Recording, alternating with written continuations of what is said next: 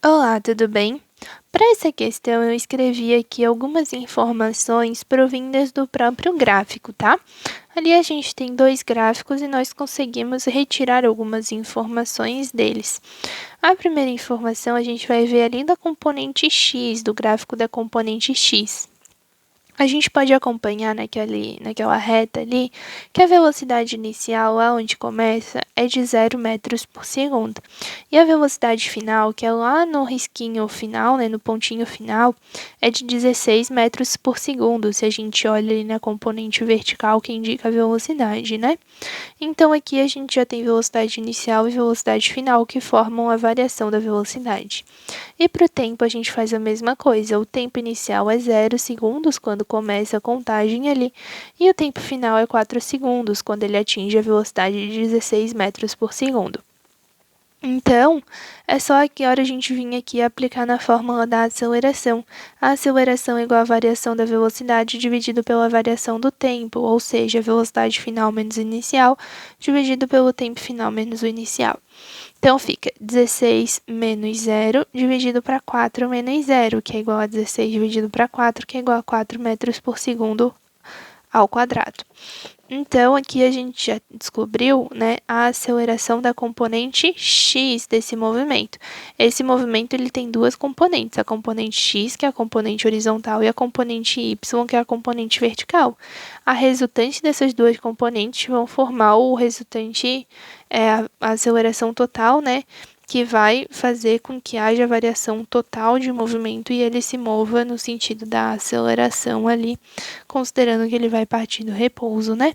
Então, a gente precisa calcular as componentes para depois calcular a resultante. Como a aceleração que a gente encontrou aqui é positiva, então significa que está indo para o lado positivo do eixo x, que é para a direita. Então, aqui fica 4 metros por segundo horizontal para a direita. É importante a gente lembrar que a aceleração, assim como a velocidade, a força, a quantidade de movimento, tantas outras grandezas, é uma grandeza vetorial. Então, ela precisa ser representada sempre por módulo, direção e sentido. Então, é 4 metros por segundo ao quadrado, horizontal para a direita. Aí agora para a componente y eu faço a mesma coisa. Ali quando a gente olha, né, a velocidade inicial é 12 metros por segundo e a velocidade final é 0 metros por segundo. O tempo inicial é 0 segundos e o tempo final é 4 segundos. É só ver os pontos iniciais e finais ali do gráfico. Eu novamente calculo o valor da aceleração, que é igual à variação da velocidade dividido pela variação do tempo. Então, a variação da velocidade é o final menos o inicial, fica 0 menos 12 dividido para 4 menos 0. Isso aqui fica menos 12 sobre 4, que é igual a menos 3 metros por segundo ao quadrado de aceleração. Como nós temos um sinal negativo, ele indica apenas que ele está para a parte negativa do eixo x. Perdão, do eixo y, né? Então, quando a gente considera o eixo y como a vertical para cima como sendo positivo e a vertical para baixo como sendo negativo, então esse sinal negativo vai indicar apenas que é uma aceleração de 3 metros por segundo ao quadrado vertical para baixo, no sentido, né, negativo da componente y.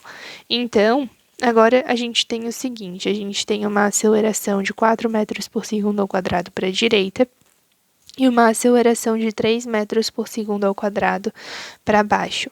A soma dessas duas acelerações vai gerar a aceleração total, né, que é o que a gente quer ali pelo enunciado, né, que corresponde ao módulo da aceleração do referido corpo, ou seja, é a aceleração total. A diferença é que ali primeiro a gente analisou o horizontal, depois a gente analisou o vertical e agora a gente quer o total. Para achar o total, basta somar esses valores. Mas como a aceleração é uma grandeza vetorial, então a gente não pode fazer a soma escalar, que é apenas somar os valores, né? Não dá para fazer 3 mais 4 igual a 7, não. Isso aí é para grandeza escalar. A grandeza escalar é tipo massa, tempo, essas coisas que não precisam nem de direção nem de sentido. Então, a gente vem aqui e faz a soma delas, mas como são grandezas vetoriais, a gente faz a soma vetorial. Então, eu fiz aqui para você 3 metros por segundo ao quadrado para baixo, 4 metros por segundo ao quadrado para a direita. Como é a soma vetorial, eu usei aqui o método do paralelogramo, né? Prolonguei os vetores e fiz o resultante da junção dos dois vetores até a junção dos prolongamentos. E essa daqui que a gente vai ter a aceleração resultante. Para calcular, é só aplicar aqui na formulazinha da lei dos cossenos, né? Daí ficaria aqui mais 2 vezes 3 vezes 4 vezes o cosseno do ângulo formado entre eles, que é 90 graus. Contudo, ó, sendo, né, a lei dos cossenos para essa questão, a aceleração resultante ao quadrado igual a 3 ao quadrado mais 4 ao quadrado mais 2 vezes 3 vezes 4 vezes cosseno de 90, como o cosseno de 90 graus é zero, então todo esse termo aqui é cancelado. Por isso que quando os vetores têm 90 graus entre si, a gente pode fazer a soma vetorial apenas aplicando em Pitágoras. Então, fica a aceleração resultante ao quadrado igual a 3 ao quadrado, que dá 9, mais 4 ao quadrado, que dá 16. 9 mais 16 é 25. Então, a aceleração resultante é igual a raiz de 25, que é igual a 5 metros por segundo ao quadrado. E assim a gente chega, né, no valor total aí dessa aceleração do corpo.